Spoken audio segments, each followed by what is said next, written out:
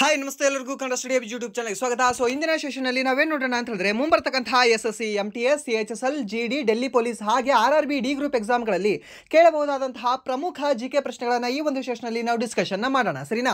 So ಇದಕ್ಕಿಂತ ಮುಂಚೆ ನಾವು 7 ಕ್ಲಾಸ್ಗಳನ್ನು ಮೀನ್ಸ್ 6 ಕ್ಲಾಸ್ಗಳನ್ನು GK ಸೀರೀಸಲ್ಲಿ ಮಾಡಿದ್ವಿ. ಯಾರಿನ್ನೂ ಆ 6 ಕ್ಲಾಸ್ಗಳನ್ನು ನೋಡಿಲ್ಲ ಅಲ್ಲ, ಪ್ಲೀಸ್ ನೀವು ಪ್ಲೇಲಿಸ್ಟಲ್ಲಿ ಇದೆ ಚೆಕ್ ಮಾಡ್ಕೊಂಡು ನೋಡ್ಕೊಳ್ಳಿ. ಖಂಡಿತವಾಗೂ ನಿಮಗೆ ಅದು ಉಪಯೋಗ ಆಗುತ್ತೆ ಅಂತ ನಾನು ನಿಮಗೆ ಭರವಸೆನ ಕೊಡ್ತೀನಿ, ಸರಿನಾ?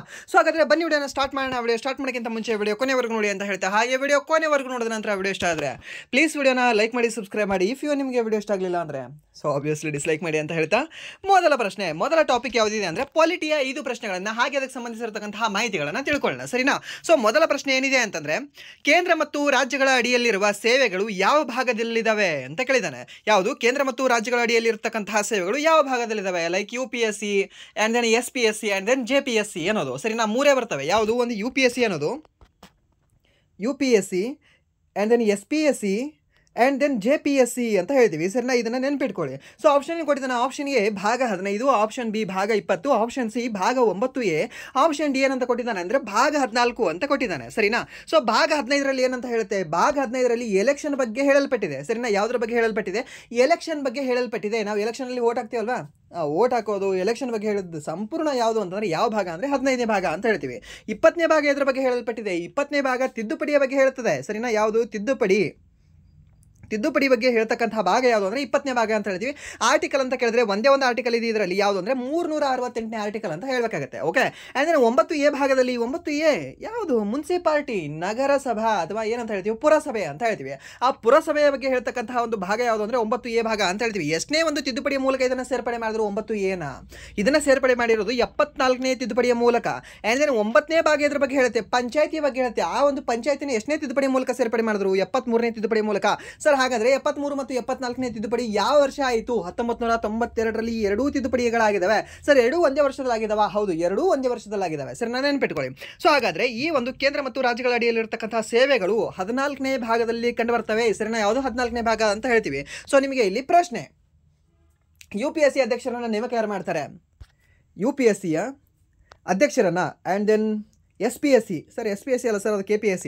ನಾವು ಕರ್ನಾಟಕ ಇದೆ ಅಂತ ನಾವು ಕರ್ನಾಟಕ ಪಬ್ಲಿಕ್ ಸರ್ವಿಸ್ ಕಮಿಷನ್ ಅಂತ ಇಟ್ಕೊಳ್ತೀವಿ, ಬಟ್ ಅದು SPSC state public service commission ಅಂತ ಹೇಳ್ತೀವಿ. And then JPSC, what you mean by JPSC? Joint public service commission ಅಂತ ಹೇಳ್ತೀವಿ, ಸರಿನಾ? ಸೊ ಹಾಗಾದರೆ ಈ UPSC ಅಧ್ಯಕ್ಷರು ಸದಸ್ಯರನ್ನು ನೇಮಕ ಮಾಡತಕ್ಕಂತಹ ವ್ಯಕ್ತಿ ಯಾರು? ರಾಷ್ಟ್ರಪತಿ, ಸರಿನಾ? ಯಾರು? ರಾಷ್ಟ್ರಪತಿ. ಈ SPSCಯ ಮೀನ್ಸ್ ಸ್ಟೇಟ್ ಪಬ್ಲಿಕ್ ಸರ್ವಿಸ್ ಕಮಿಷನ್ನ ಅಧ್ಯಕ್ಷರು ಸದಸ್ಯರನ್ನು ನೇಮಕ ಮಾಡತಕ್ಕಂತಹ ವ್ಯಕ್ತಿ ಯಾರು? ಸೊ ಇಲ್ಲಿ ರಾಜ್ಯಪಾಲರು, ಸರಿನಾ? ಯಾರು? ರಾಜ್ಯಪಾಲರು. ಆ್ಯಂಡ್ ದೆನ್ JPSCಯ ಅಧ್ಯಕ್ಷರನ್ನು ಸದಸ್ಯರನ್ನು ನೇಮಕ ಮಾಡೋರು ಯಾರು ಹೇಳ್ಬೋದಾ? JPSCಯಲ್ಲಿದೆ, ಪಂಜಾಬ್ ಮತ್ತು ಹರಿಯಾಣದಲ್ಲಿ JPSC ಇದೆ, ಓಕೆ? ಅದು ನಿಮ್ಗೆ ಗೊತ್ತಿರಲಿ. ಸೊ ಆ ಒಂದು JPSCಯ ಅಧ್ಯಕ್ಷರು ಮತ್ತು ಸದಸ್ಯರನ್ನು ನೇಮಕ ಮಾಡ್ತಕ್ಕಂಥ ವ್ಯಕ್ತಿ ಅಗೇನ್ ರಾಷ್ಟ್ರಪತಿಗಳು, ಓಕೆ? ಇದು ಗೊತ್ತಿರಲಿ ನಿಮಗೆ. ಆ್ಯಂಡ್ ದೆನ್ ಇನ್ನೊಂದು ಕೇಳ್ತಾನೆ ನಿಮಗೆ. ಸೊ ಹಾಗಾದರೆ ಈ UPSC ಅಧ್ಯಕ್ಷರನ್ನ, SPSCಯ ಅಧ್ಯಕ್ಷರು ಸದಸ್ಯರನ್ನ, ಆ್ಯಂಡ್ ದೆನ್ JPSC ಅಧ್ಯಕ್ಷರು ಸದಸ್ಯರನ್ನ, ಆ್ಯಂಡ್ ದೆನ್ UPSC ಅಧ್ಯಕ್ಷರು ಸದಸ್ಯರನ್ನ ಎಲ್ಲರನ್ನೂ ಕೂಡ ಕಿತ್ತಾಕುವಂಥ ಅಧಿಕಾರ ಯಾರಿಗಿದೆ ಅಂತ ಕೇಳ್ತಾನೆ. ಮೀನ್ಸ್ ತೆಗೆದುಹಾಕುವ ಅಧಿಕಾರ ಯಾರಿಗಿದೆ? ಟರ್ಮಿನೇಟ್ ಮಾಡ್ತಕ್ಕಂಥ ಅಧಿಕಾರ ಯಾರಿಗಿದೆ ಅಂತ. ಅವಾಗ ನಾವು ಒಬ್ಬರ ಹೆಸರು ಹೇಳಬೇಕು, ರಾಷ್ಟ್ರಪತಿ ಮಾತ್ರ ಅಂತ. ಸರ್ ಏನಿಲ್ಲ ಸರ್, ಇಲ್ಲಿ ರಾಜ್ಯಪಾಲರ ನೇಮಕ ಮಾಡ್ತಾರಲ್ಲ, ರಾಜ್ಯಪಾಲರು ತೆಗಿಬೇಕು? ಇಲ್ಲ, ರಾಷ್ಟ್ರಪತಿಗಳೇ ತೆಗಿತಾರೆ ಮೂರನ್ನು ಕೂಡ, ಓಕೆ? ಇವಾಗ KPSC ಅವನು ಏನಾದರೂ ಇವಾಗ ಕರ್ಮಕಾಂಡ ಮಾಡ್ತಾರಲ್ವಾ, ಲೈಕ್ PC ಎಕ್ಸಾಮಲ್ಲಿ, PSI ಎಕ್ಸಾಮಲ್ಲಿ, SDA FDA ಅಲ್ಲಿ, ಸರಿನಾ? ಸೊ ಅವರನ್ನು ತೆಗಿತಕ್ಕಂತಹ ಅಧಿಕಾರ ನಮ್ಮ ಥಾವರ್ ಚಂದ್ ಗೆಹ್ಲೋಟ್ ಅವರಿಗಿಲ್ಲ, ಮೀನ್ಸ್ ನಮ್ಮ ಕರ್ನಾಟಕದ ರಾಜ್ಯಪಾಲರಿಗಿಲ್ಲ. ಸೊ ಯಾರಿಗಿದೆ ಅಂದರೆ ರಾಷ್ಟ್ರಪತಿ ದ್ರೌಪದಿ ಮುರ್ಮು ಅವರಿಗಿದೆ, ಅದು ನಿಮಗೆ ಗೊತ್ತಿರಲಿ, ಓಕೆ? ಸೊ ಹಾಗಾದರೆ KPSCಯ ಪ್ರಸ್ತುತ ಅಧ್ಯಕ್ಷರು ಯಾರಿದ್ದಾರೆ ಅಂತ ಯಾರಾದರೂ ಹೇಳ್ಬೋದಾ? ಹೇಳಿ ನೋಡೋಣ ಅದನ್ನು, ಓಕೆ? ಸೊ ಇದು ಈ JPSC, SPSC ಮತ್ತು UPSCಯ ಸಮ್ ಇನ್ಫಾರ್ಮೇಷನ್. ಸೊ ಇದನ್ನು ಸಾಕಷ್ಟು ಸರಿ ಕೇಳಿದ್ದಾನೆ, ಯಾವುದು ಯಾರು ತೆಗೆದು ಹಾಕ್ತಾರೆ ಅಂತ. ಆ್ಯಂಡ್ ದೆನ್ JPSC ಇದು ಕೂಡ ಕೇಳಿದ್ದಾನೆ, ಸಮ್ ಟಫ್ ಕ್ವಶನ್ ಲೆವೆಲಲ್ಲಿ ಹೇಳೋದಾದರೆ, ಸರಿನಾ? ಯಾವುದು? JPSC ಅಧ್ಯಕ್ಷರನ್ನು ಸದಸ್ಯರನ್ನು ನೇಮಕ ಮಾಡೋರು ಯಾರು ಅಂದರೆ ರಾಷ್ಟ್ರಪತಿಗಳು ಅಂತ ಹೇಳ್ತೀವಿ. ಆ್ಯಂಡ್ ದೆನ್ ನೆಕ್ಸ್ಟ್ ಪ್ರಶ್ನೆ, ಯಾವ ವೇಳಾಪಟ್ಟಿ ಭತ್ಯೆಗಳು ಮತ್ತು ಪಿಂಚಣಿಗಳ ಬಗ್ಗೆ ವಿವರಿಸುತ್ತದೆ? ಅನುಸೂಚಿಗಳು ಸರ್, ಅನುಸೂಚಿಗಳ ಮೇಲೆ ನಿಮಗೆ ಫಿಕ್ಸ್ ಒಂದು ಶಿಫ್ಟ್ ಇದೆ ಅಂದರೆ ಅದರ ಮೇಲೆ ಒಂದು ಪ್ರಶ್ನೆ ಕೇಳ್ತಾನೆ. ಸೊ ನೀವು ಓದ್ಕೊಂಡು ಹೋಗದೆ ಇದಕ್ಕೆ ಏನಾದರೂ ಒಂದು ರಾಂಗ್ ಮಾಡಿ ಬಂದರೆ ಅದು ನಿಮ್ಮ ತಪ್ಪು, ಓಕೆ? ಕ್ವಶನ್ ಪೇಪರ್ ರಾಂಗ್ ಇರೋದಿಲ್ಲ. ಈ ಒಂದು ಕ್ವಶನ್ ಬಂತು ಅಂದರೆ ಈಸಿಯಾಗಿರುತ್ತೆ. 1 ರಿಂದ 12 ಅನುಸೂಚಿಗಳು ಎಷ್ಟು ಈಸಿಯಾಗಿದ್ದಾವೆ, ಜಸ್ಟ್ ಏನಿಲ್ಲ, ಸಿಂಪಲ್ ಆಗಿ ನೆನ್ಪಿಟ್ಕೊಳ್ಳಿ. ಏನಂತ ಹೇಳುತ್ತೆ? ಮೊದಲನೇದು ನಮ್ಮ ಭಾರತ ಭೂಪ್ರದೇಶಗಳು ಎಷ್ಟೆಷ್ಟು ಜಾಗದಲ್ರಿ? ನಮ್ಮ ಭಾರತದ 32,87,763 ಚದರ ಕಿಲೋಮೀಟರ್, ಅದು ಒಟ್ಟು ಭೂಗಡಿದು ಎಲ್ಲ ಕೂಡ ಮಾಹಿತಿ ಹೇಳದಿದ್ರು ಅಂತಂದರೆ ಒಂದೇದು. ಎರಡನೇದು ಏನಂತ ಹೇಳುತ್ತೆ? ಈ ಒಂದು ಭೂಮಿಯನ್ನು ನೋಡ್ಕೊಳ್ಳೋಕ್ಕೆ ಈ ಭಾರತದಲ್ಲಿರ್ತಕ್ಕಂಥ ಭೂಮಿಯನ್ನು 37,87,263 ಚದರ ಕಿಲೋಮೀಟರ್, ಹಾಗೆ ಅಲ್ಲಿರ್ತಕ್ಕಂಥ ಎಲ್ಲ ಕುರಿಗಳನ್ನು ನೋಡ್ಕೊಳ್ಳೋಕ್ಕೆ ಸೊ ವ್ಯಕ್ತಿಗಳನ್ನು, ರಾಜಕಾರಣಿಗಳನ್ನು, ಅಧ್ಯಕ್ಷರನ್ನು, ಉಪಾಧ್ಯಕ್ಷರನ್ನು, ರಾಷ್ಟ್ರಪತಿಗಳನ್ನು, ಆ್ಯಂಡ್ ದೆನ್ ಅಟಾರ್ನಿ ಜನರಲ್ ಅವರನ್ನು, ಸುಪ್ರೀಂ ಕೋರ್ಟನ್ನು, ಸೊ ಈ ರೀತಿ ಬೇರೆ ಬೇರೆ ನೌಕರಿಗಳನ್ನು ಕೊಟ್ಟಿದ್ದಾರೆ ಸರಿನಾ. ಅವ್ರು ಎಲ್ಲರಿಗೂ ಕೂಡ ನೌಕರಿ ಕೊಟ್ಟಿದ್ದಾರೆ. ನೌಕರಿಯಲ್ಲಿ ಕೊಟ್ಟವ್ರಿಗೆ ಏನಂತ ಹೇಳ್ತಾರೆ, ನಿನಗೆ ನಾನು ಸ್ಯಾಲ್ರಿ ಕೊಡ್ತೀನಿ ಅಂತ ಹೇಳ್ತಾರೆ. ಸ್ಯಾಲ್ರಿ ಕೊಡ್ತೀನಿ, ಭತ್ತೆ ಕೊಡ್ತೀನಿ, ಎಲ್ಲ ಕೂಡ ಇರ್ತೀನಿ ಅಂತ ಹೇಳ್ತಾರೆ. ಯಾವುದು ಎರಡನೇ ಒಂದು ವೇಳಾಪಟ್ಟಿಯಲ್ಲಿ. ಮೂರನೇದರಲ್ಲಿ ಏನು ಹೇಳುತ್ತೆ, ಓಕೆನಪ್ಪ ನಿನಗೆ ನಾನು ಸ್ಯಾಲ್ರಿ ಕೊಡ್ತಿದ್ದೀನಿ, ಇದೆಲ್ಲವೂ ಕೂಡ ಕೊಡ್ತಿದ್ದೀನಿ, ನೀನೇನಾದರೂ ಓಡಿ ಹೋದರೆ, ಮಾತಿಗೆ ತಪ್ಪಿದ್ರೆ ಏನು ಮಾಡೋಣ, ಪ್ರಮಾಣ ವಚನ ಮಾಡು ಅಂತ ಹೇಳ್ತಾರೆ. Third okay. ಸೊ ಮೂರನೇದು ಏನಂತ ಹೇಳ್ತಾರೆ ಅಂದರೆ ಪ್ರಮಾಣ ವಚನ ಮಾಡು ಅಂತ ಹೇಳ್ತಾರೆ. ಮೂರನೇ ಮಾತು ಬರಬಾರ್ದು, ಎರಡೇ ಮಾತಿರ್ಬೇಕು, ನಿಂದು ನಂದು ಒಂದೇ ಸರಿನಾ. ಮೂರನೇದು ಯಾವುದು ಕೂಡ ಬರಬಾರ್ದು ಅಂತ ಹೇಳುತ್ತೆ. ಮೂರನೇದರಲ್ಲಿ ಪ್ರಮಾಣ ವಚನ ಇದೆ. ಸೊ ನಾಲ್ಕನೇದರಲ್ಲಿ ಏನಂತ ಹೇಳುತ್ತೆ, ನಾಲ್ಕನೇದರಲ್ಲಿ ರಾಜ್ಯಸಭೆಯ ಸ್ಥಾನಮಾನಗಳ ಬಗ್ಗೆ ಹೇಳುತ್ತೆ. ಸೊ ರಾಜ್ಯಸಭೆ ಲೋಕಸಭೆ ಅಂತ ಇದೆ ಅಲ್ವಾ. ಸೊ ನಿಂದ ಎಷ್ಟು ಸ್ಥಾನಮಾನ, ನಂದೆಷ್ಟು ಸ್ಥಾನಮಾನ ಅಂತ ಅನ್ನೋ ಲೆಕ್ಕದಲ್ಲಿ ನೀವು ನೆನ್ಪಿಟ್ಕೊಳ್ಳಿ. ಸೊ ರಾಜ್ಯಸಭೆಯ ಸ್ಥಾನಮಾನಗಳನ್ನು, ರಾಜ್ಯದಲ್ಲಿ ರಾಜ್ಯಸಭೆಯ ಸ್ಥಾನಮಾನಗಳೇನದಲ್ಲ ಅದ್ರ ಬಗ್ಗೆ ಹೇಳುತ್ತೆ. ಆ್ಯಂಡ್ ಐದನೇದರಲ್ಲಿ ಏನು ಹೇಳುತ್ತೆ, ಅನುಸೂಚಿತ ಪ್ರದೇಶಗಳ ಬಗ್ಗೆ ಹೇಳುತ್ತೆ. ಸೊ ಓಕೆನಪ್ಪ, ಈ 32,87,763 ಎಕರೆ ಭೂಮಿಯಲ್ಲಿ, ಮೀನ್ಸ್ ಚದರ ಕಿಲೋಮೀಟರ್ ಭೂಮಿಯಲ್ಲಿ ಎಲ್ಲವೂ ಕೂಡ ಒಳ್ಳೆಯದಿಲ್ಲ, ಎಲ್ಲವೂ ಕೂಡ ನೀರಾವರಿ ಭೂಮಿ ಇಲ್ಲ. ಸಮ್ ಇದ್ರೇನೋ ಏನಂತ ಹೇಳ್ತೀವಿ, ಮಡ್ಡಿ ಭೂಮಿ ಇದೆ ಸರಿನಾ. ಸೊ ಅಲ್ಲಿ ಸ್ವಲ್ಪ ನೀರು ಸ್ವಲ್ಪ ಏರಲ್ಲ ಮಾಡಲ್ಲ, ಅಲ್ಲಿ ಸ್ವಲ್ಪ ನೀನೇ ಇದ್ರೇನೋ ಕೈಯಿಂದ ಅಗಿಬೇಕು, ಸಲಿಕೆ ತಗೋಬೇಕು ಅಂತ ಹೇಳುತ್ತೆ. ಸೊ ಆ ರೀತಿಯ ಅನುಸೂಚಿತ ಪ್ರದೇಶಗಳ ಬಗ್ಗೆ ಹೇಳೋದು ಯಾವುದು ಅಂದರೆ 5ನೇ ಅನುಸೂಚಿ ಅಂತ ಹೇಳ್ತೀವಿ. ಆ್ಯಂಡ್ ದೆನ್ 6ನೇದು ಏನಂತ ಹೇಳುತ್ತೆ, ಓಕೆನಪ್ಪ ಅದಕ್ಕಿಂತ ಇನ್ನೂ ಸ್ವಲ್ಪ ನೆಕ್ಸ್ಟ್ ಸ್ಟೆಪ್ಪಲ್ಲಿ ಜಾಸ್ತಿ ಕೇರ್ ತೊಗೋಬೇಕು ನೀನು. ಇವಾಗ ಮಡ್ಡಿ ಭೂಮಿಗೆ ಎಷ್ಟು ತೊಗೊಳ್ತೀಯಲ್ವಾ, ಇನ್ನೂ ಅದಕ್ಕಿಂತ ಸ್ವಲ್ಪ ಅಲ್ಲಿ ಕಂಟಿ ಎಲ್ಲ ಬೆಳೆದಿರತಕ್ಕಂಥ ಭೂಮಿ ಇದೆ, ಅದಕ್ಕೂ ನೀನು ಜಾಸ್ತಿ ಕೇರ್ ತೊಗೊಳ್ಬೇಕು ಅಂತ ಹೇಳುತ್ತೆ. ಅನುಸೂಚಿತ ಪ್ರದೇಶಗಳ ಬಗ್ಗೆ ಹೇಳುತ್ತೆ. ಆದರೆ ಯಾವ ರಾಜ್ಯಗಳ ಅನುಸೂಚಿತ ಪ್ರದೇಶಗಳ ಬಗ್ಗೆ ಹೇಳುತ್ತೆ, ಆಮೆ ಮಿತ್ರ ಅಂತ ಹೇಳ್ತೀವಿ. ಯಾವುದು, ಅಸ್ಸಾಮು, ಮೇಘಾಲಯ, ತ್ರಿಪುರಾ, ಮಿಜೋರಾಂ ಸರಿನಾ. ಇಲ್ಲಾಂದ್ರೆ ATM ಸ್ಕ್ವೇರ್ ಅಂತ ನೆನ್ಪಿಟ್ಕೊಳ್ಳಿ ಇದನ್ನ. ಸೊ ಈ ಒಂದು 4 ರಾಜ್ಯಗಳ ಅನುಸೂಚಿತ ಪ್ರದೇಶಗಳ ಬಗ್ಗೆ ಹೇಳ್ತಕ್ಕಂಥ ಅನುಸೂಚಿ ಯಾವುದು ಅಂದರೆ 6ನೇ ಅನುಸೂಚಿ. ಆ್ಯಂಡ್ ದೆನ್ 7ನೇದು ಏನಂತ ಹೇಳುತ್ತೆ, ಓಕೆನಪ್ಪ ನಿಮಗೆಲ್ಲವೂ ಕೂಡ ಇಷ್ಟು ಕೊಟ್ಟೆ ಮಾಡಿದೆ ಎಲ್ಲ ಆಯಿತು. ಆ್ಯಂಡ್ ದೆನ್ ಇಲ್ಲಿ ಪಟ್ಟಿಗಳ ಬಗ್ಗೆ ಹೇಳುತ್ತೆ. ನೀನು ಈ ಹೊಲದ ಮೇಲೆ ನೀನೆಷ್ಟು ಅಧಿಕಾರ ಮಾಡ್ತೀಯಾ, ನಾನೆಷ್ಟು ಅಧಿಕಾರ ಮಾಡ್ತೀನಿ ಅಂತ ಈಗ ನೆನ್ಪಿಟ್ಕೊಳ್ಳಿ. ಓಕೆ, ಎಕ್ಸಾಕ್ಟ್ ಅದು ಆಗೋದಿಲ್ಲ, ಐ ಥಿಂಕ್ ಎಕ್ಸಾಂಪಲ್, ಬಟ್ ನೆನ್ಪಿಟ್ಕೊಳ್ಳೋಕೆ ಹೇಳ್ತಾ ಇದ್ದೀನಿ. ಓಕೆ, ಏನಂತ ಹೇಳುತ್ತೆ, 7ನೇದು ರಾಜ್ಯ ಪಟ್ಟಿ, ಕೇಂದ್ರ ಪಟ್ಟಿ, ಆ್ಯಂಡ್ ದೆನ್ ಸಮವರ್ತಿ ಪಟ್ಟಿ ಬಗ್ಗೆ ಹೇಳುತ್ತೆ. ಆ್ಯಂಡ್ ದೆನ್ ರೆಸಿಡ್ಯೂಯಲ್ ಪವರ್ ಬಗ್ಗೆ ಕೂಡ ಹೇಳುತ್ತೆ. ರೆಸಿಡ್ಯೂಯಲ್ ಪವರ್ ಬಗ್ಗೆ ಅಧಿಕಾರ ಯಾರಿಗಿದೆ, ಸಂಸತ್ತಿಗಿದೆ. ಓಕೆ, ಆ್ಯಂಡ್ ದೆನ್ 8ನೇದಲ್ಲಿ ಓಕೆನಪ್ಪ ನೀನು ನಾನು ಒಳ್ಳೆಯವರಿದ್ದೀವಿ, ಸೊ ಹಾಗಾದರೆ ಭಾಷೆ ಯಾವ್ದು ಮಾತಾಡೋಣ, ನಿಮ್ಮ ಫ್ಯಾಮಿಲಿ ಬರುತ್ತೆ, ನನ್ನ ಫ್ಯಾಮಿಲಿ ಬರುತ್ತೆ, ಯಾವ್ದಾವ್ದು ಭಾಷೆ ಮಾತಾಡೋಣ ಸರ್. ಏನಿಲ್ಲ ಸರ್, 22 ಭಾಷೆ ಮಾತಾಡೋಣ. ಮೊದಲು ಸಂವಿಧಾನ ಬಂದಾಗ ಎಷ್ಟಿತ್ತು ಅಂದರೆ 14 ಭಾಷೆಗಳು ಮಾತಾಡ್ತಿದ್ರು. ಇವಾಗ ಅವರು ಬುದ್ಧಿವಂತರಾಗಿದ್ದಾರೆ, 22 ಭಾಷೆಗಳು ಮಾತಾಡೋಕ್ಕೆ ಸ್ಟಾರ್ಟ್ ಮಾಡಿದ್ದಾರೆ ಸರಿನಾ. ಎಲ್ಲವೂ ಕೂಡ ತಿದ್ದುಪಡಿ ಮಾಡ್ಕೊಂಡು ಅಡಾಪ್ಟ್ ಮಾಡ್ಕೊಂಡಿದ್ದಾರೆ. ಆ್ಯಂಡ್ ದೆನ್ 9ನೇದು ಏನಂತ ಹೇಳುತ್ತೆ, 9ನೇದು ಭೂ ಸುಧಾರಣೆ ಹೇಳುತ್ತೆ. ಆ ಭೂಮಿನ ಹಾಗೆ ಬಿಡೋಕ್ಕಾಗತ್ತಾ, ಭೂಮಿನ ಸುಧಾರಣೆ ಮಾಡು ಗುರು ಅಂತ ಹೇಳ್ತಾರೆ. ಓಕೆ, ಸೊ ಭೂ ಸುಧಾರಣೆ ಬಗ್ಗೆ ಹೇಳುತ್ತೆ. 10ನೇದು ಏನಾದರೂ ಹೊಲದಲ್ಲಿ ಇವಾಗ ಪಂಪ್ ಸೆಟ್ ಏನಾದರೂ ಹಾಕಬೇಕು ಅಂದರೆ ಪಂಚಾಯತಿಗೆ ಹೋಗಿ ನೀವು ಅರ್ಜಿಯನ್ನು ಕೊಡ್ತೀರಾ. ಸಾರಿ, ಇವಾಗ ಏನು 10ನೇದೇನು ಅಂತಂದರೆ, ಓಕೆ ನೀನು ನನ್ನ ತೋಟವನ್ನು ಬಿಟ್ಟು ನೀನು ಏನಾದರೂ ನಾನು ಮೋಸ ಮಾಡಿ ಮತ್ತೊಂದು ತೋಟಕ್ಕೆ ನೀನು ಏನಾದರೂ ಮಾಡಿದ್ರೆ ಏನು ಮಾಡೋದು. ಸೊ ಅದಕ್ಕೆ ಈ ಪಕ್ಷಾಂತರ ನಿಷೇಧ ಅನ್ನೋದು ಒಂದು ಒಪ್ಪಂದ ಮಾಡ್ಕೊಂಡ್ಬಿಡೋಣ, ನೀನೇನಾದರೂ ಹೀಗೆ ಮಾಡಿದ್ರೆ ನಮ್ಮ ಊರಿಂದ ನೀನು ಟರ್ಮಿನೇಟ್ ಮಾಡ್ತೀವಿ ಅಂತ. ಸೊ ಪಕ್ಷಾಂತರ ನಿಷೇಧದ ಬಗ್ಗೆ ಹೇಳುತ್ತೆ ಯಾವುದು, 10ನೇ ಅನುಸೂಚಿ. ಆ್ಯಂಡ್ ದೆನ್ 11ನೇದು ಏನಂತ ಹೇಳುತ್ತೆ, ಪಂಚಾಯತಿಗಳಿಗೆ ಪಂಪ್ ಸೆಟು ಅದು ಇದು ಬೇಕಾಗಿದೆ ಅಂತ ಅಲ್ಲಿ ನೀವು ಲಿಸ್ಟ್ ಬರೆದು ಕೊಡ್ತೀರಲ್ವಾ. ಹಳ್ಳಿಗರಾಗಿದ್ರೆ ನಿಮ್ಗೆ ಗೊತ್ತಿರುತ್ತೆ, ಪಂಚಾಯತಿಗೆ ನೀವು ಹೋಗಿ ಬರೋದು ಕೆಲಸ. ಆ್ಯಂಡ್ ದೆನ್ 12ನೇದು ಏನಂತ ಹೇಳುತ್ತೆ, ಪಂಚಾಯತಿಯಲ್ಲೂ ಕೆಲಸ ಆಗಲಿಲ್ಲ ಸರ್, ಆಯಿತು ನಾವು ಹಳ್ಳಿಯಿಂದ ಬಿಟ್ಟು ನಾವು ಸಿಟಿಗೆ ಹೋಗ್ಬಿಡೋಣ, ಮುನ್ಸಿಪಾಲ್ಟಿಯಲ್ಲಿ ನೋಡ್ಕೊಳ್ಬಿಡೋಣ ಒಂದು ಕೆಲಸ ಅಂತ. 12ನೇದು ನೆನ್ಪಿಟ್ಕೊಳ್ಳಿ. ಸೊ ಇಲ್ಲಿ ಯಾವುದು ಹೇಳಿದೆ, ಬತ್ತೆಗಳು ಮತ್ತು ಪಿಂಚಣಿಗಳ ಬಗ್ಗೆ ಹೇಳ್ತಕ್ಕಂಥ ವಿಧಿ ಯಾವುದು, ಅನುಸೂಚಿ ಯಾವುದು, ವೇಳಾಪಟ್ಟಿ ಯಾವುದು, ಶೆಡ್ಯೂಲ್ ಯಾವುದು, 2ನೇದು ಪ್ರಮಾಣ ವಚನದ ಬಗ್ಗೆ ಹೇಳೋದು ಯಾವುದು, 3ನೇದು. 8ನೇದು ಏನಂತ ಹೇಳುತ್ತೆ, ಭಾಷೆಯ ಬಗ್ಗೆ ಹೇಳುತ್ತೆ. ಎಷ್ಟು ಭಾಷೆಗಳಿದಾವೆ ಪ್ರಸ್ತುತ, 22 ಭಾಷೆಗಳಿದಾವೆ. ಸಂವಿಧಾನದಲ್ಲಿ ಎಷ್ಟು ಭಾಷೆಗಳಿದ್ದು, ಮೂಲ ಸಂವಿಧಾನದಲ್ಲಿ 14 ಭಾಷೆಗಳಿದ್ದು. ಸೊ ಪ್ರಸ್ತುತ 22 ಆಗಿದ್ದಾವೆ. ಅಂದರೆ ಎಷ್ಟು ಏರಿಕೆ ಆಗಿದ್ದಾವೆ, ಟೋಟಲಿ 8 ಭಾಷೆಗಳು ಏರಿಕೆ ಆಗಿದ್ದಾವೆ ಸರ್ನ. ಅದೇ 8ನೇ ಅನುಸೂಚಿಯಲ್ಲಿ ಕಂಡು ಬರ್ತವೆ. ಆ್ಯಂಡ್ ದೆನ್ 12ನೇದರಲ್ಲಿ ಅದ್ರ ಬಗ್ಗೆ ಹೇಳಲ್ಪಟ್ಟಿದೆ, ಈ ಒಂದು ಮುನ್ಸಿಪಾಲ್ಟಿಯ ಬಗ್ಗೆ ಹೇಳಲ್ಪಟ್ಟಿದೆ, ಮೀನ್ಸ್ ಪುರಸಭೆಯ ಬಗ್ಗೆ ಹೇಳಲ್ಪಟ್ಟಿದೆ. ಆ್ಯಂಡ್ ದೆನ್ ನೆಕ್ಸ್ಟ್ ಪ್ರಶ್ನೆ, ಅಪರಾಧಕ್ಕೆ ಶಿಕ್ಷೆ ಆಗದಂತೆ ಯಾವ ವಿಧಿ ರಕ್ಷಣೆ ನೀಡುತ್ತದೆ ಅಂತ ಕೊಟ್ಟಿದ್ದಾನೆ. ಅಪರಾಧಕ್ಕೆ ಅಂತಲ್ಲ, ಅಪರಾಧಿಗೆ ಡಬಲ್ ಶಿಕ್ಷೆಯಾಗದಂತೆ ಯಾವ ವಿಧಿ ರಕ್ಷಣೆ ನೀಡುತ್ತದೆ ಅಂತ ಕೇಳಿದ್ದಾನೆ ಸರಿನಾ. ಸೊ ಮೀನ್ಸ್ ಒಂದು ತಪ್ಪು ಮಾಡಿರ್ತಾನೆ, ಇವತ್ತು ನಾನು ಇದ್ದೀನಿ ಅಂತ ತಿಳ್ಕೊಳ್ಳಿ. ಓಕೆ, ಸೊ ನಮ್ಮ ನೇಮ್ ಎಸ್ ಅಂತ ಇದೆ ಅಂತ ಅನ್ಕೊಳ್ಳಿ. ಸೊ ನಾನೇನು ಮಾಡ್ತೀನಿ, ಇವತ್ತು ಒಂದು ಕಳ್ಳತನವನ್ನು ಮಾಡ್ತೀನಿ ಸರಿ, ನಾನು ಒಂದು ಬ್ಯಾಂಕ್ ದರೋಡೆಯನ್ನು ಮಾಡ್ತೀನಿ. ಸೊ ದರೋಡೆ ಮಾಡ್ತೀನಿ, ನಾಳೆ ನಾನು ಸಿಗ್ಬೀಳ್ತೀನಿ. ಸೊ ನಾಳೆ ನಾನು ಸಿಗ್ಬಿದ್ದಾಗ ನನಗೆ ಶಿಕ್ಷೆ ಆಗುತ್ತೆ, 5 ವರ್ಷ ಶಿಕ್ಷೆ ಆಗುತ್ತೆ ಅಂತ ಅನ್ಕೊಳ್ಳಿ.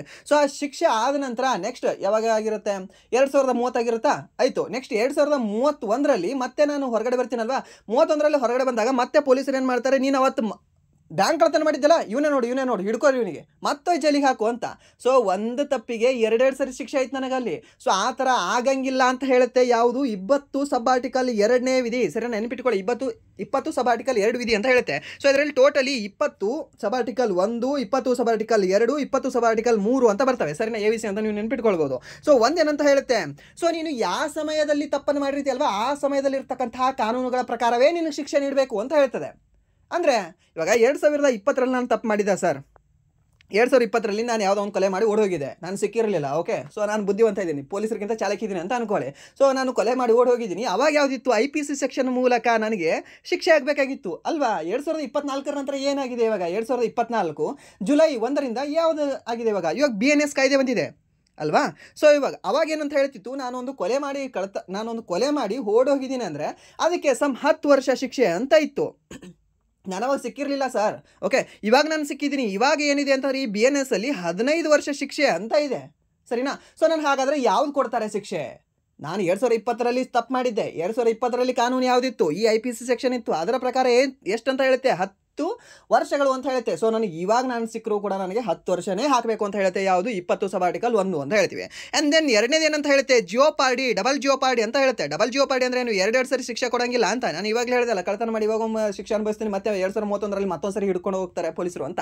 ಸೊ ಹಾಗೆ ಮಾಡೋಂಗಿಲ್ಲ ಅಂತ ಹೇಳುತ್ತೆ. ಆ್ಯಂಡ್ ದೆನ್ 23 ಏನಂತ ಹೇಳುತ್ತೆ, ನಮ್ಮ ದೇಶದಲ್ಲಿ ಇದೇ ಸಾಕಷ್ಟಿದೆ, ಲಾಕಪ್ ಡೆತ್ ಆಗ್ಲಿಕ್ಕೆ ರೀಸನ್ನೇ ಇದು ಅಂತ ಹೇಳ್ಬೋದೇನೋ. ಓಕೆ, ಸೊ ಅಂತಹ ಬೃಹತ್ ಮೇಧಾವಿಗಳಿದ್ದಾರೆ ಲಾಕಪ್ ಡೆತ್ ಮಾಡೋಕೆ. ಓಕೆ, ಸೊ ಏನಂತ ಹೇಳ್ತಾರೆ, ನೀನೇ ಮಾಡಿದೆ ಇದನ್ನು ತಪ್ಪು, ಒಪ್ಕೋ ಅಂತ.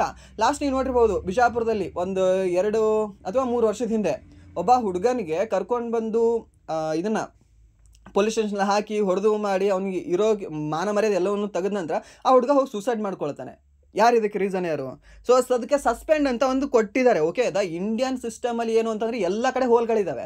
ಸಸ್ಪೆಂಡ್ ಅಂತೆ. ಓಕೆ, ಏನಾದರೂ ಒಬ್ಬನ ಜೀವ ತೆಗೆದ್ರೆ ಸಸ್ಪೆಂಡ್ ಮಾಡ್ತಾನೆ ಅಂತ. ಅದು 3 ತಿಂಗಳು ಅವನು ವೆಕೇಶನ್ ಹೋದಾಗ ಹೋಗಿ ಬರ್ತಾರೆ ಅವರು. ಓಕೆ, ವೆಕೇಶನ್ ಮತ್ತೆ ಹಾಫ್ ಸ್ಯಾಲ್ರಿ ಬರ್ತಿರುತ್ತೆ ಅವರಿಗೆ. ಸೊ ಡೈರೆಕ್ಟಾಗಿ ಡಿಸ್ಮಿಸ್ ಮಾಡೋದು ಭಾಳ ಬೆಟರ್ ಅಲ್ವಾ. ಸೊ ಈ ಥರ ನೀವು ಕೂಡ ರಾಜಕಾರಣಿಯಾಗಿ ಇದನ್ನು ಮಾಡ್ಕೊಳ್ಳಿ. ಸೊ ಇಲ್ಲಿ ಏನಂತ ಹೇಳುತ್ತೆ 23 ಅಂತಂದರೆ ನಮ್ಮ ತಪ್ಪಿಗೆ ನಾವೇ ಸಾಕ್ಷಿಯನ್ನು ಹೇಳೋಂಗಿಲ್ಲ ಅಂತ ಹೇಳುತ್ತೆ, ಸರಿನಾ. ಅವನ ತಪ್ಪಿಗೆ ಅಪರಾಧಿನೇ ಅವನ ಒಂದು ತಪ್ಪನ್ನು ಒಪ್ಕೊಳ್ಳೋ ಥರ ಹೇಳೋಂಗಿಲ್ಲ ಅಂತ ಹೇಳುತ್ತೆ. ಯಾವುದು 23, ಸರಿನಾ. ಬಟ್ ಆದರೂ ಕೂಡ ಈ ಅತಿ ಬುದ್ಧಿವಂತರು ಏನಿದಾರಲ್ವ ಅವ್ರ ಕಡೆನೇ ತಪ್ಪು ಒಪ್ಪಿಗೆಯನ್ನು ಮಾಡಿಸ್ತಾರೆ, ಅವ್ರ ಕಡೆಯಿಂದ ಸೈನ್ ಕೂಡ ಮಾಡಿಸ್ಕೊಳ್ತಾರೆ. ಇದು ನಿಮ್ಗೆ ಗೊತ್ತಿರಲಿ ಕೇಳ್ಬೋದು.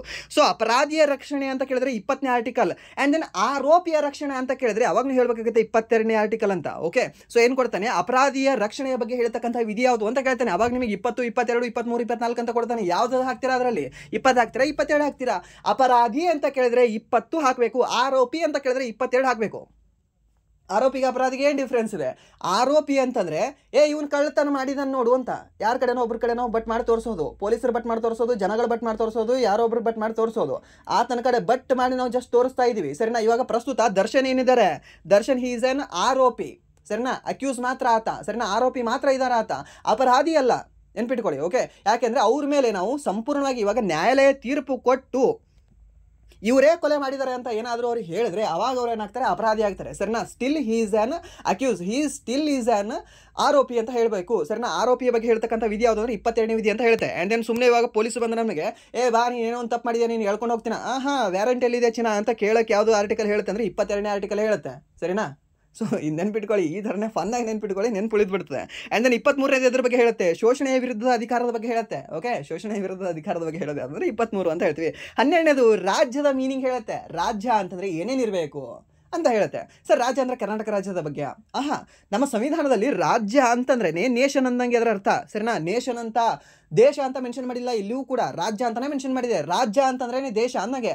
ಆವಾಗ ಕದಂಬರ ಯಾರು ದೊರೆ ಮಯೂರವರ್ಮ ಬಾ ನನ್ನ ರಾಜ್ಯಕ್ಕೆ ನೋಡ್ಕೊಳ್ತೀನಿ ಮೀನ್ಸ್ ಅವ್ರ ದೇಶಕ್ಕೆ ನೋಡ್ಕೊಳ್ತೀನಿ ನನಗೆ. ರಾಜ್ಯ ಅಂತಂದರೆ ದೇಶ ಅಂತ ಮೀನಿಂಗ್ ಕೊಡುತ್ತೆ. ಸೊ ರಾಜ್ಯದ ಒಂದು ಮೀನಿಂಗ್ ಕೊಡೋದು ಯಾವುದು ಅಂದರೆ ಈ 12ನೇ ವಿಧಿ ಅಂತ ಹೇಳ್ತೀವಿ. ಆ್ಯಂಡ್ ದೆನ್ 12 ಮತ್ತು 36ನೇ ವಿಧಿ ಏನಿದೆ ಅಲ್ವಾ, ಎರಡೂ ಕೂಡ ಸೇಮ್ ಹೇಳ್ತವೆ. 12 ಮತ್ತು 36 ನಿಮಗೆ ಪ್ರಶ್ನೆ ಕೇಳ್ಬೋದು, ಈ ಕೆಳಗಿನ ಯಾವ ವಿಧಿಗಳು ಸೇಮ್ ಇದ್ದಾವೆ ಅಂತ ಕೇಳ್ಬೋದು. ಒಂದು ನಂಬರ್ ಕೂಡ ಒಂದು ಪಾಯಿಂಟ್ ಕೂಡ ಚೇಂಜ್ ಇಲ್ಲದೆ ಇರತಕ್ಕಂಥ ವಿಧಿಗಳು ಯಾವುದು ಅಂದರೆ 12 ಮತ್ತು 36 ಅಂತ ಹೇಳ್ತೀವಿ. ಸರಿ, ನೆನ್ಪಿಟ್ಕೊಳ್ಳಿ, ರಾಜ್ಯದ ಮೀನಿಂಗ್ ಹೇಳ್ತವೆ ಎರಡೂ ಕೂಡ. ಆ್ಯಂಡ್ ದೆನ್ ಕಾನೂನಿನ ಮುಂದೆ ಸಮಾನತೆ 14ನೇದು ಹೇಳುತ್ತದೆ. ಓಕೆ, ಆ್ಯಂಡ್ ದೆನ್ ನೆಕ್ಸ್ಟ್ ಪ್ರಶ್ನೆ, ಭಾರತದ ಮೊದಲ ದಲಿತ ರಾಷ್ಟ್ರಪತಿ ಯಾರು ಅಂತ ಕೇಳಿದ್ದಾನೆ, ಸರಿನಾ. ಸೊ ಭಾರತದ ಮೊದಲ ದಲಿತ ರಾಷ್ಟ್ರಪತಿ ಯಾರು? ದ್ರೌಪದಿ ಮುರ್ಮು ಅವರ. ಇವರು ಬುಡಕಟ್ಟು ರಾಷ್ಟ್ರಪತಿ, ಮೊದಲ ಬುಡಕಟ್ಟು ರಾಷ್ಟ್ರಪತಿ ಅಂತ ಹೇಳ್ತೀವಿ. ಆ್ಯಂಡ್ ದೆನ್ ಜ್ಞಾನಿ ಜಲ್ ಸಂಘ ಮೊದಲ ಸಿಖ್ ರಾಷ್ಟ್ರಪತಿ ಅಂತ ಹೇಳ್ತೀವಿ. ಆ್ಯಂಡ್ ದೆನ್ KR ನಾರಾಯಣ, ಹೌದು ಇವರು ಮೊದಲ ದಲಿತ ರಾಷ್ಟ್ರಪತಿ ಅಂತ ಹೇಳ್ತೀವಿ. ಆ್ಯಂಡ್ ದೆನ್ ರಾಮನಾಥ್ ಕೋವಿಂದ, ಇವರು 2ನೇದವರು ಅಂತ ಹೇಳ್ತೀವಿ. ಆ್ಯಂಡ್ ದೆನ್ ನೆಕ್ಸ್ಟ್ ಪ್ರಶ್ನೆ, ಭೂಗೋಳಶಾಸ್ತ್ರ. ಓಕೆ, ಭೂಗೋಳಶಾಸ್ತ್ರ 5 ಪ್ರಶ್ನೆಗಳನ್ನ ನೋಡ್ಕೊಳ್ಳೋಣ. ಏನು ಕೊಟ್ಟಿದ್ದಾನೆ ಪ್ರಶ್ನೆನ? ನೈಲ್ ನದಿಯ ಮೂಲ ಯಾವುದು ಅಂತ ಕೇಳಿದ್ದಾನೆ. ನೈಲ್ ನದಿ ಎಲ್ಲಿ ಹುಟ್ಟುತ್ತದೆ ಸಾರ್ ಅಂತ ಅಷ್ಟೇ. ಸೊ ನೈಲ್ ನದಿ ಎಲ್ಲಿ ಹುಟ್ಟುತ್ತದೆ ಅಂತಂದರೆ ಬೈಕಲ್ ಪರ್ವತದಲ್ಲಿ ಹುಟ್ಟುತ್ತದ? ಇಲ್ಲ, ಬೈಕಲ್ ಪರ್ವತದಲ್ಲಿ ಹುಟ್ಟಲ್ಲ. ಯಾಕೆ ಹುಟ್ಟಲ್ಲ? ಬೈಕಲ್ ಪರ್ವತದಲ್ಲಿ ಲೀನಾ ನದಿ ಹುಟ್ಟುತ್ತದೆ. ಯಾವುದು? ಲೀನಾ. ಓಕೆ, ರೀನಾ ಅಲ್ಲ, ಲೀನಾ ನದಿ ಹುಟ್ಟುತ್ತದೆ. ಆ್ಯಂಡ್ ದೆನ್ ಕುನ್ಲೂನ್ ಪರ್ವತಗಳಲ್ಲಿ ಹ್ವಾಂಗ್ವೋ ಅಂತ ಹೇಳ್ತೀವಲ್ವಾ, ಯಾವುದು? ಹ್ವಾಂಗ್ವೋ. ಈ ಹ್ವಾಂಗ್ವೋ ನದಿ ಹುಟ್ಟೋದು ಎಲ್ಲಿ ಅಂತಂದರೆ ಕುನ್ಲೂನ್ ಪರ್ವತಗಳಲ್ಲಿ. ಆ್ಯಂಡ್ ದೆನ್ ವಿಕ್ಟೋರಿಯಾದಲ್ಲೇ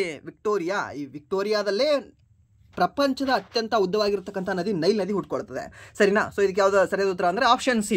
ಹಾಗಾದರೆ ಆಪ್ಷನ್ ಡಿ ನೋಡಬಾರ್ದಾ? ಆಪ್ಷನ್ ಡಿ ಕೂಡ ನೋಡಬೇಕು, ಯಾಕಂದರೆ ಇದು ಇಂಪಾರ್ಟೆಂಟ್ ಇದೆ. ನಮ್ಮ ಅಮೆಜಾನ್ ನದಿ ಜಗತ್ತಿನ ಅತ್ಯಂತ ದೊಡ್ಡದಾಗಿರ್ತಕ್ಕಂಥ ನದಿ. ಅಮೆಜಾನ್ ನದಿ ಹುಟ್ಟೋದು ಎಲ್ಲಿ ಅಂತಂದರೆ ಇದೇ ಒಂದು ಲಾಗೋ ವಿಲ್ಲಾಫೆರೋ ಎಂಬ ಸ್ಥಳದಲ್ಲಿ ಹುಟ್ಟುತ್ತದೆ. ಹೆಸರಿನ ಯಾವುದು? ಲಾಗೋ ವಿಲ್ಲಾಫೆರೋ ಎಂಬ ಸ್ಥಳದಲ್ಲಿ ಅಮೆಜಾನ್ ನದಿ ಹುಟ್ಟುತ್ತದೆ. ಹೆಸರನ್ನ ನೆನ್ಪಿಟ್ಕೊಳ್ಳಿ. ಜಗತ್ತಿನ ಅತ್ಯಂತ ದೊಡ್ಡದಾಗಿರ್ತಕ್ಕಂಥ ನದಿ ಯಾವುದು ಅಂದರೆ ಅಮೆಜಾನ್ ನದಿ. ಸೊ ಈ ಅನಾಕೊಂಡ ಕಂಡುಬರೋದು ಎಲ್ಲಿ ಅಂತಂದರೆ ಇದೇ ಒಂದು ಅಮೆಜಾನ್ ಕಾಡುಗಳಲ್ಲಿ ಅನಾಕೊಂಡ ಕಂಡು ಬರ್ತದೆ. ಸರಿ, ಇದು ಗೊತ್ತಿರಲಿ ಕೇಳ್ಬೋದು. ಸೊ ಆ್ಯಂಡ್ ದೆನ್ ಬೈಕಲ್ ಪರ್ವತ ನೆನ್ಪಿಟ್ಕೊಳ್ಳಿ. ಬೈಕಲ್ ಪರ್ವತ ಎಲ್ಲಿ ಕಂಡು ಬರುತ್ತೆ? ಸ್ಪೆಷಲಿ ಹೇಳೋದಾದ್ರೆ ರಷ್ಯಾದಲ್ಲಿ ಅಂತ ಹೇಳ್ತೀವಿ. ಸರಿನಾ? ಜಗತ್ತಿನ ಅತ್ಯಂತ ಆಳವಾದ ಸಾಗರ ಯಾವುದು ಅಂತ ಕೇಳಿದ್ರೆ ಸರೋವರ ಯಾವುದು ಅಂತ ಕೇಳಿದ್ರೆ ಬೈಕಲ್ ಸರೋವರ. ಓಕೆ, ಬೈಕಲ್ ಲೇಕ್ ಅಂತ ಹೇಳ್ತೀವಿ. ಅದು ಕೂಡ ನೆನ್ಪಿಟ್ಕೊಳ್ಳಿ ಕೇಳ್ಬೋದು. ಆ್ಯಂಡ್ ದೆನ್ ನೆಕ್ಸ್ಟ್ ಕುನ್ಲೂನ್ ಪರ್ವತಗಳು. ಇದು ಹಿಮಾಲಯದ ಮುಂದೆ ಕಡೆ ಏನಿದಾವಲ್ವಾ, ಆ ಗ್ರಂಥಿಯಿಂದ ಹೋಗುತ್ತಲ್ಲ, ಪಾಮೀರ್ ಗ್ರಂಥಿ. ಸೊ ಅಲ್ಲಿಂದ ನಮಗೆ ಸಿಗ್ತವೆ. ಆ್ಯಂಡ್ ದೆನ್ ನೆಕ್ಸ್ಟ್ ವಿಕ್ಟೋರಿಯಾ ಸರೋವರ. ಇದು ಜಾಂಬಿಯಾ ದೇಶ ಅಲ್ಲಿ ನಿಯರ್ ಬೈ ಇದೆ, ಮೀನ್ಸ್ ಆಫ್ರಿಕಾ ಅಂತ ಹೇಳ್ತೀವಿ. ಆ್ಯಂಡ್ ದೆನ್ ಲಾಗೋ ವಿಲ್ಲಾಫೆರೋ. ಸೊ ಇದು ಕಂಡುಬರೋದು ಎಲ್ಲಿ ಅಂತಂದರೆ ದಕ್ಷಿಣ ಅಮೆರಿಕ ಖಂಡದಲ್ಲಿ ಕಂಡುಬರುತ್ತೆ. ಓಕೆ. ಆ್ಯಂಡ್ ದೆನ್ ನೆಕ್ಸ್ಟ್ ಪ್ರಶ್ನೆ, ತುಲಿಹಾಲ್ ವಿಮಾನ ನಿಲ್ದಾಣ ಎಲ್ಲಿದೆ ಅಂತ ಕೇಳಿದ್ದಾನೆ. ಸರಿನಾ? ಯಾವುದು?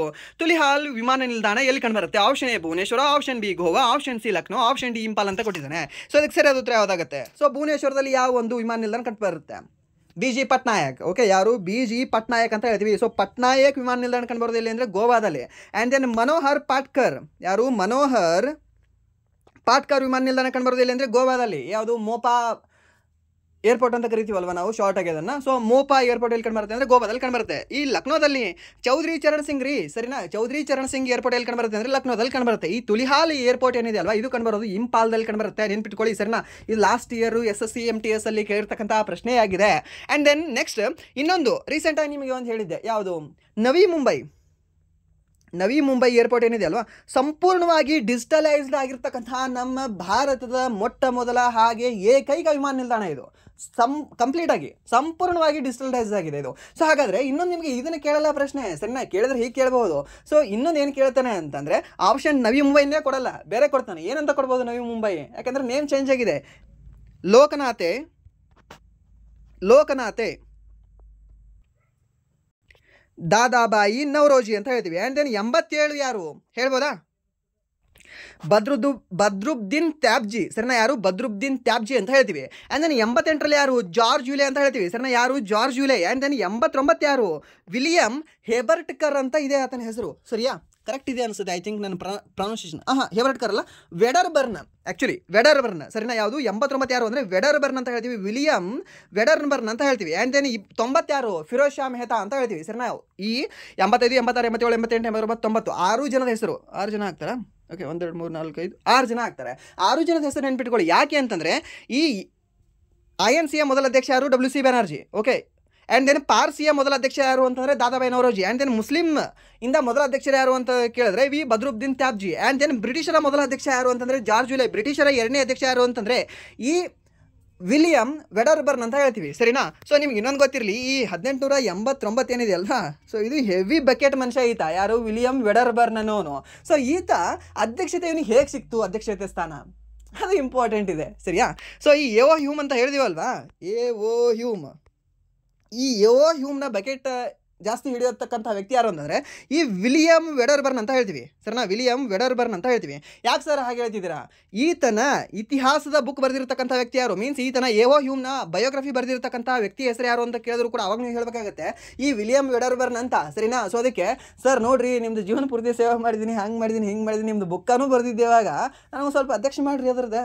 ಓಕೆ, ಆಯ್ತು ಮಾಡೋಣ ತಗೋ ಅಂದ್ಬಿಡ್ತಾರೆ. ಸೊ ಎಲ್ಲಿ ಅಧ್ಯಕ್ಷ ಆಗ್ತಾರೆ ಈತ? ಬಾಂಬೆಯಲ್ಲಿ ಅಧ್ಯಕ್ಷ ಆಗ್ತಾನೆ. ಸೊ ಇದೇ ಒಂದು ಬಾಂಬೆಯಲ್ಲಿ ಅಧ್ಯಕ್ಷತೆ ವಹಿಸ್ಕೊಂಡಿರ್ತಕ್ಕಂಥ ಸಮಯದಲ್ಲೇ 1889ರಲ್ಲಿ ಕದಂಬಿನಿ ಗಂಗೂಲಿ. ಸರಿನಾ? ಯಾರು? ಕದಂಬಿನಿ ಗಂಗೂಲಿ ಅನ್ನುವ ಮೊದಲ ಗ್ರ್ಯಾಜುಯೇಟ್ ಮಹಿಳೆ ಬಂದಲ್ಲಿ ಭಾಷಣ ಮಾಡ್ತಾರೆ. ಸರಿನಾ? ಸೊ ಎಷ್ಟು ಮೈಂಡ್ ಗೇಮ್ ಮಾಡ್ತಾರೆ ಅಂತಂದರೆ ಈ ಬ್ರಿಟಿಷರು ಮೊದಲು 85ರಲ್ಲಿ ಆಗಿತ್ತಲ್ವಾ, ಈ 85ರಲ್ಲಿ ಜಾಸ್ತಿ ಅಂತಂದರೆ ಒಂದು 72 ಜನ ಅಲ್ವಾ, 72 76 ಜನ. ಸೊ ಅಷ್ಟು ಜನ ಬಂದಿರ್ತಾರೆ. ಆ್ಯಂಡ್ ದೆನ್ ನೆಕ್ಸ್ಟ್ 86ರಲ್ಲಿ ಒಂದು 300 ಜನ ಬಂದಿರ್ತಾರೆ. 87ರಲ್ಲೂ ಒಂದು ಜಾಸ್ತಿ ಅಂದರೆ 1000 ಜನ ಬಂದಿರ್ತಾರೆ. 88ರಲ್ಲಿ ಏನಿದೆ ಅಲ್ವಾ, ಸೊ ಅವಾಗ ಇವ್ರು ಹೇಳ್ತಾರೆ, ನೀವು ನೋಡಿ ಪಾರ್ಸಿ ಜನ ಆಯಿತು, ಹಿಂದೂ ಆಯಿತು, ನೀವು ಯಾರು ಮುಸ್ಲಿಂ ಆಯಿತು, ನಿಮ್ಗೆಲ್ಲರಿಗೂ ಕೂಡ ಈ ಇಂಡಿಯನ್ ಸಪೋರ್ಟ್ ಇಲ್ಲ, ನಮಗೆ ಸಪೋರ್ಟ್ ಇದ್ದಾರೆ. ಓಕೆ, ಈ ಇಂಡಿಯಾನ ಆಳು ಅಂತ ನಮಗೆ ಅವ್ರು ಇಂಡೈರೆಕ್ಟಾಗಿ ಹೇಳ್ತಿದ್ದಾರೆ. ನೋಡಿಪ್ಪ ನಿಮ್ಗೆ ಅಧ್ಯಕ್ಷತೆ ಮಾಡಿದ್ವಿ, ಜನ ಬರಲಿಲ್ಲ. ಇವಾಗ ನೋಡಿ ನಮ್ಮ ಜಾರ್ಜ್ ಜೂಲಿಯಾ ಹುಲಿಗೆ ಮಾಡ್ತೀನಿ. ಇವಾಗ ಈ ಜಾರ್ಜ್ ಜೂಲಿಯಾಗಿ ಮಾಡಿದ್ರೆ ಎಷ್ಟು ಜನ ಬರ್ತಾರೆ ಅಂತ ಹೇಳ್ತಾನೆ. ಸೊ ಎಲ್ಲಿದು ಜಾರ್ಜ್ ಜೂಲಿಯಾ 88ರಲ್ಲಿ ಅಲಹಾಬಾದಲ್ಲಿ ಈ ಒಂದು ಅಧಿವೇಶನ ನಡೀತದೆ. ಅಲಹಾಬಾದಲ್ಲಿ ಅಧಿವೇಶನ ನಡೀತದೆ. ಇವರು ಹೆವಿ ಬುದ್ಧಿವಂತರು. ಬ್ರಿಟಿಷರು ಇಡೀ ಜಗತ್ತನ್ನು ಯಾಕೆ ಆಳಿದ್ರು ಅಂತ ಕೇಳಿದ್ರೆ ಅವ್ರ ಬುದ್ಧಿವಂತಿಕೆ ಅಷ್ಟು ಶಕ್ತಿ ಇದೆ. ಓಕೆ, ಯಾಕೆ ನಾವು ಆಳಿಸ್ಕೊಂಡ್ವಿ ಅತಿ ಹೆಚ್ಚಾಗಿ ಅಂತಂದ್ರೆ ನಮ್ಮಲ್ಲಿ ಅಷ್ಟು ಮೂರ್ಖರು ನಮ್ಮಲ್ಲಿದ್ದಾರೆ. ಓಕೆ, ಸೊ 88ರಲ್ಲಿ ಏನು ಮಾಡ್ತಾರೆ ಇವರು ಅಂತಂದರೆ ಫ್ರೀ ಊಟ, ಫ್ರೀ 3 ದಿನ ಫ್ರೀ ಊಟ ಕೊಡ್ತೀವಿ, ಆ್ಯಂಡ್ ದೆನ್ ಫ್ರೀ ಅಕಾಮಿಡೇಷನ್ ಕೊಡ್ತೀವಿ. ಸೊ ಇಲ್ಲೇ ಬಂದು ನೀವು ಇರಬಹುದು. ಆ್ಯಂಡ್ ದೆನ್ ಫ್ರೀ ನಿಮಗೆ ಫುಲ್ ಎಲ್ಲಿ ಅಂತಂದರೆ ಈ ಹೋಟೆಲ್ಗಳೆಲ್ಲವೂ ಕೂಡ ನಿಮಗೆ ತೋರಿಸ್ತೀವಿ, ಮಾಡ್ತೀವಿ. ಸೊ ನಿಮಗೆಲ್ಲವೂ ಕೂಡ ಇಲ್ಲೇ ಅಕಾಮಿಡೇಷನ್ ಇರುತ್ತೆ, ಊಟ ಇರುತ್ತೆ, ಆ್ಯಂಡ್ ದೆನ್ ನಿಮಗೆ ಸ್ಯಾಲ್ರಿ ಇರುತ್ತೆ ಅಂತ ಹೇಳಿ ಊರೆಲ್ಲ ಟಾಮ್ ಹೊಡ್ಕೊಂಡು ಬಂದು ಅಲಹಾಬಾದಲ್ಲಿ ಫಂಕ್ಷನ್ ನಡೆಸ್ತಾರೆ.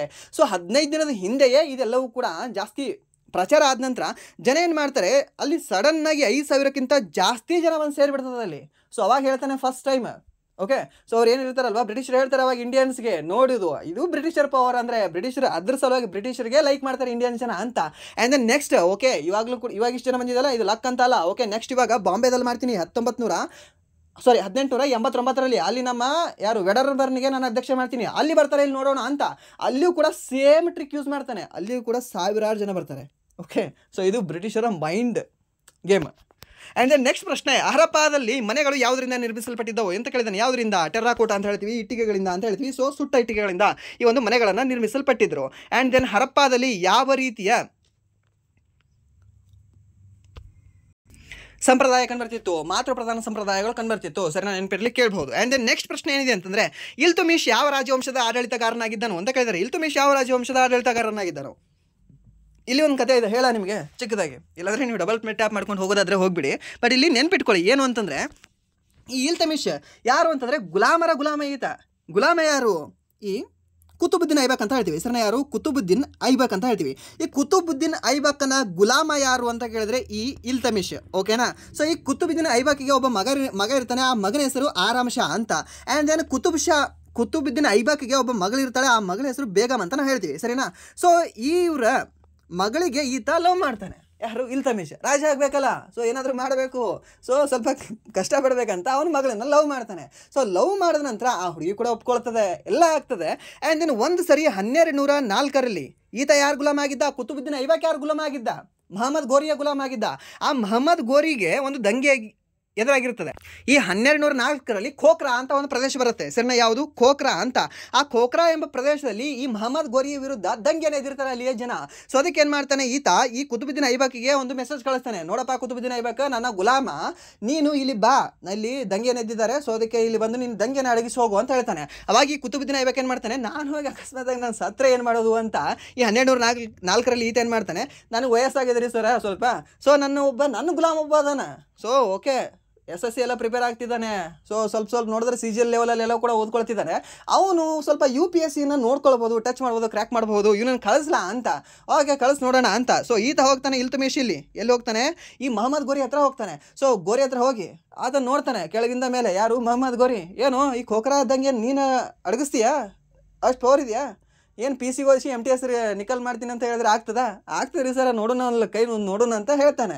ಆಯ್ತು ಹೋಗಪ್ಪ ಅಂತ ಹೇಳಿ ಖೋಖ್ರಾದಲ್ಲಿ ಓದಿ ಬಿಡ್ತಾನೆ. ಯಾರು? ಮಹಮ್ಮದ್ ಗೋರಿ. ಸೊ ಖೋಖ್ರಾದಲ್ಲಿ ಸಂಪೂರ್ಣವಾಗಿ ಆ ಒಂದು ದಂಗಿಯನ್ನು ಅಡಗಿಸಿ ಬರ್ತಾನೆ. ಯಾರ ಹತ್ರ? ಮಹಮ್ಮದ್ ಗೋರಿ ಹತ್ರ ಮಹಮ್ಮದ್ ಗೋರಿ ಹತ್ರ ಬರ್ತಾನೆ. ಮಹಮ್ಮದ್ ಗೋರಿ ಪ್ರೀತಿಯಿಂದ ಕೇಳ್ತಾನೆ, ಓಕೆ ಗೆದ್ದಿದ್ಯಾ, ಗೆಲ್ಲಿಸ್ಕೊಟ್ಟಿದ್ಯಾ ನೀನು ನನಗೆ, ಏನು ಬೇಕು ನಿನಗೆ ಅಂತ. ಅವಾಗ ಇಲ್ತಮಿಶ್ ಮೈಂಡ್ ಗೇಮ್ ಮಾಡ್ತಾನೆ ಮತ್ತೆ ಆತ.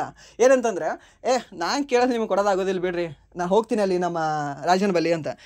ನಿಮ್ಮ ರಾಜನದಿನೋ, ನೀ ಯಾರನ್ನ ಅಪ್ಪ ಅನ್ಕೊಂಡಿದ್ದಲ್ಲ ಅವ್ರ ಅಪ್ಪ ನಾದೀನಿ, ನನಗೆ ಕೇಳಿ, ನನಗೆ ಏನಾಗಲ್ಲ, ನಾ ಕೊಡ್ತೀನಿ ಅಂತಾನೆ.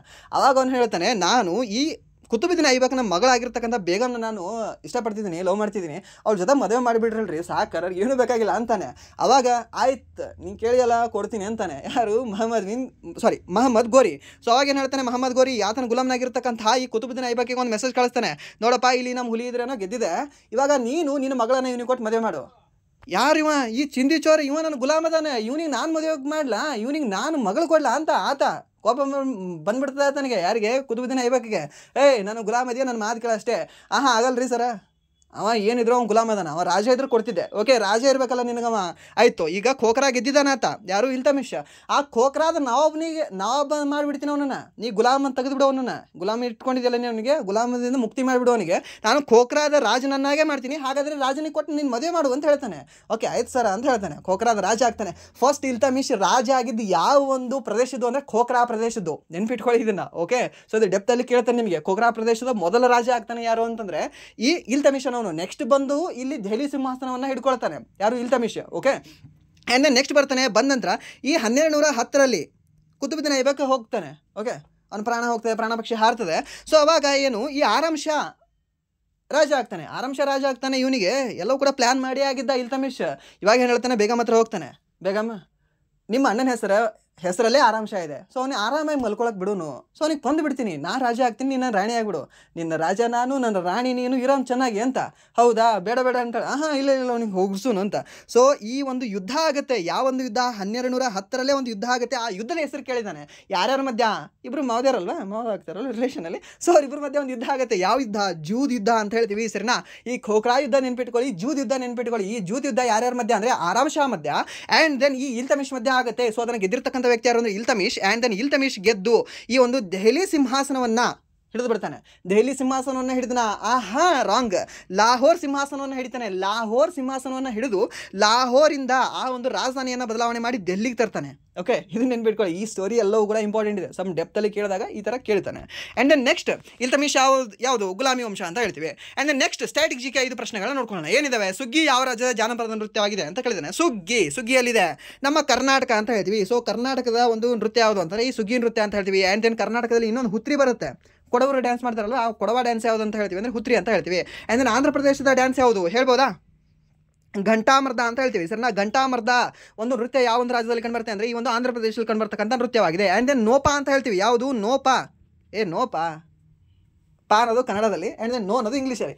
ನೋಪಾ, ತ್ರಿಪುರಾಗೆ ಹೋಗು, ತ್ರಿಪುರಾ ಸುಂದರಿ ಇದ್ದಾಳೆ, ನೋಪಾ ನೆನ್ಪಿಟ್ಕೊಳ್ಳಿ. ಆ್ಯಂಡ್ ದೆನ್ ಮಣಿಪುರದಲ್ಲಿ ಯಾವುದು ಹೇಳ್ಬೋದಾ, ಚಾಂಗ್ಬೋ ಅನ್ನೋ ನೃತ್ಯ ಕೂಡ ಕಂಡುಬರುತ್ತೆ. ಎಲ್ಲಿ ಅಂದರೆ ಈ ಮಣಿಪುರದಲ್ಲಿ ಸರಿನಾ, ಅದನ್ನು ನೆನ್ಪಿಟ್ಕೊಳ್ಳಿ ಕೇಳ್ಬೋದು. ಆ್ಯಂಡ್ ದೆನ್ ಮಣಿಪುರಿ ಡ್ಯಾನ್ಸ್ ಕೂಡ ಅದೊಂದು ಕ್ಲಾಸಿಕಲ್ ಡ್ಯಾನ್ಸ್ ಆಗಿದೆ. ಆ್ಯಂಡ್ ದೆನ್ ನೆಕ್ಸ್ಟ್ ಪ್ರಶ್ನೆ, ಚಂದ್ರಭಾಗ ಜಾತ್ರೆ ಯಾವ ರಾಜ್ಯದಲ್ಲಿ ನಡೆಯುತ್ತದೆ ಅಂತ ಕೇಳಿದ್ದಾನೆ. ಯಾವುದು ಚಂದ್ರಭಾಗ ಸರಿನಾ. ಚಂದ್ರಭಾಗ ಅಂತ ಏನಾದರೂ ಕೊಟ್ಟು ಆಪ್ಷನ್ಗೆ ಒಡಿಶಾ ಅಂತ ಕೊಟ್ಟರೆ ಒಡಿಶಾ ಸಾಕಷ್ಟು ಚಾನ್ಸಸ್ ಇರುತ್ತೆ. ಯಾಕಂದರೆ ಚಂದ್ರಭಾಗ ಕರಾವಳಿ ತೀರವನ್ನು ಮೊದಲು ಬ್ಲೂ ಫ್ಲ್ಯಾಗ್ ಸಿಕ್ಕಿತ್ತು ಅಲ್ವಾ. ಸೊ ಅದು ಚಂದ್ರಭಾಗ ಕರಾವಳಿ ತೀರ ಅಂತ ಕೇಳಿದ್ರೆ ಅದು ಒಡಿಶಾದಲ್ಲಿ ಬರುತ್ತೆ.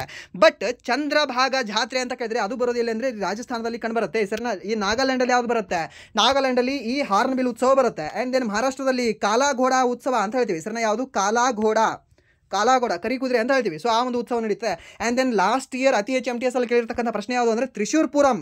ಈ ತ್ರಿಶೂರ್ಪುರಂ ಮೇಳ ಯಾವ ಒಂದು ರಾಜ್ಯದಲ್ಲಿ ನಡೆದಿತ್ತು ಅಂತ ಕೇಳ್ತಾನೆ. ಸೊ ಅದನ್ನು ನಡೆದಿರೋದು ಎಲ್ಲಿ ನಡೀತದೆ ಅಂದರೆ ಕೇರಳದಲ್ಲಿ ನಡೀತದೆ. ಆ್ಯಂಡ್ ದೆನ್ ನೆಕ್ಸ್ಟ್ ಪ್ರಶ್ನೆ ಏನಿದೆ ಅಂತಂದರೆ ದಿಲೀಪ್ ಟಿರ್ಕಿ ಯಾವ ಕ್ರೀಡೆಗೆ ಸಂಬಂಧವನ್ನು ಹೊಂದಿದ್ದಾರೆ, ಯಾವ ಕ್ರೀಡೆಗೆ ಸಂಬಂಧ ಹೊಂದಿದ್ದಾರೆ. ದಿಲೀಪ್ ಟಿರ್ಕಿ ಅವರು ಯಾವುದಕ್ಕೆ ಅಂತಂದರೆ ಈ ಹಾಕಿಗೆ ಸಂಬಂಧವನ್ನು ಹೊಂದಿದ್ದಾರೆ ಸರಿನಾ. ದುಲೀಪ್ ಟ್ರೋಫಿ ಅದಕ್ಕೆ ಸಂಬಂಧ ಹೊಂದಿದೆ, ಕ್ರಿಕೆಟ್ಗೆ ಸಂಬಂಧವನ್ನು ಹೊಂದಿದೆ. ಆ್ಯಂಡ್ ದೆನ್ ಚೆಸ್ಗೆ ರೀಸೆಂಟಾಗಿ ರಾಷ್ಟ್ರೀಯ ಚೆಸ್ ವಿಜೇತ ಯಾರು. Option A Gukesh, option D ಯಾರು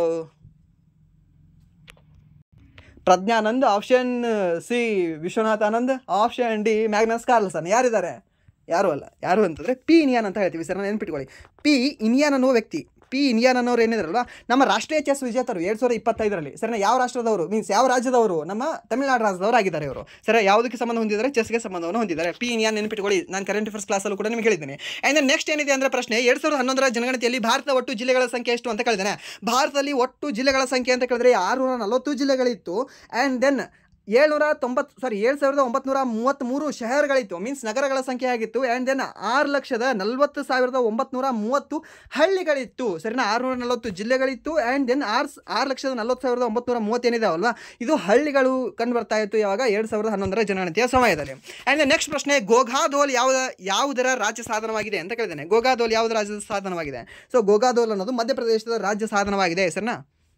ಆ್ಯಂಡ್ ದೆನ್ ಈ ತಂಬೂರಿ ಅನ್ನೋದು ಆಂಧ್ರ ಪ್ರದೇಶದ ರಾಜ್ಯ ಈ ಒಂದು ವಾದ್ಯವಾಗಿದೆ ಸರಿನಾ, ವಾದ್ಯ ಅಥವಾ ಸಾಧನ ಅಂತ ಹೇಳ್ಬೋದು. ಆ್ಯಂಡ್ ದೆನ್ ಅರುಣಾಚಲ್ ಪ್ರದೇಶದ ಡ್ರಮ್ ಅಂತ ಹೇಳ್ತೀವಿ ಸರಿನಾ, ಡ್ರಮ್ ಇದು ಯಾವುದು ತಂಬೂರಿ. ಓಕೆ. ಆ್ಯಂಡ್ ದೆನ್ ಮೇಘಾಲಯದಲ್ಲಿ ಐ ಥಿಂಕ್ ಇಲ್ಲ ಅನ್ಸುತ್ತೆ ಇದು. ಓಕೆ. ಆ್ಯಂಡ್ ದೆನ್ ನೆಕ್ಸ್ಟ್ ಪ್ರಶ್ನೆ, ವಿಜ್ಞಾನದ 5 ಪ್ರಶ್ನೆಗಳನ್ನು ನೋಡ್ಕೊಳ್ಳೋಣ. ಏನಿದೆ ವಿಜ್ಞಾನದ ಮೊದಲ ಪ್ರಶ್ನೆ, ವಿಶ್ವ ದೂರದರ್ಶನ ದಿನವನ್ನು ಯಾವಾಗ ಆಚರಿಸಲಾಗ್ತದೆ ಅಂತ ಕೇಳಿದಾನೆ. ವಿಶ್ವ ದೂರದರ್ಶನ ದಿನವನ್ನು ಟೆಲಿವಿಷನ್ ಡೇ ಯಾವಾಗ ಆಚರಣೆ ಮಾಡ್ತೀವಿ?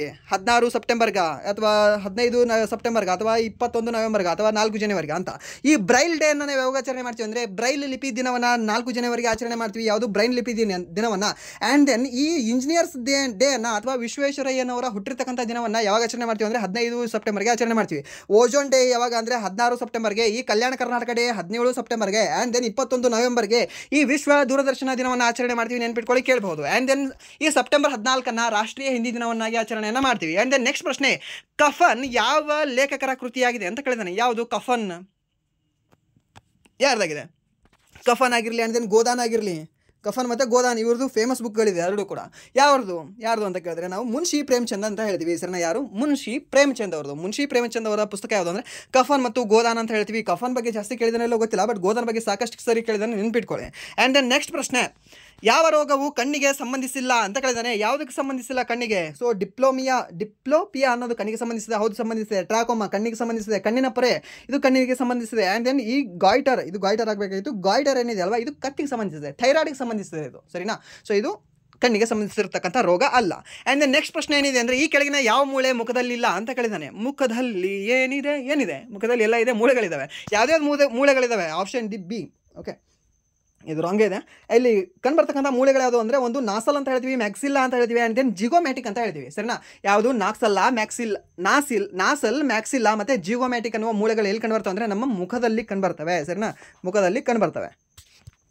ಆ್ಯಂಡ್ ನೆಕ್ಸ್ಟ್ ಪ್ರಶ್ನೆ, ಒಂದು ಆರ್ಟಿಕಲ್ ಮೈಲಿನಲ್ಲಿ ಎಷ್ಟು ಕಿಲೋಮೀಟರ್ಗಳಿದ್ದಾವೆ ಅಂತ ಕೇಳಿದಾನೆ. ಒಂದು ಆರ್ಟಿಕಲ್ ಮೈಲ್ ಈಕ್ವಲ್ಸ್ ಎಷ್ಟು ಕಿಲೋಮೀಟರ್?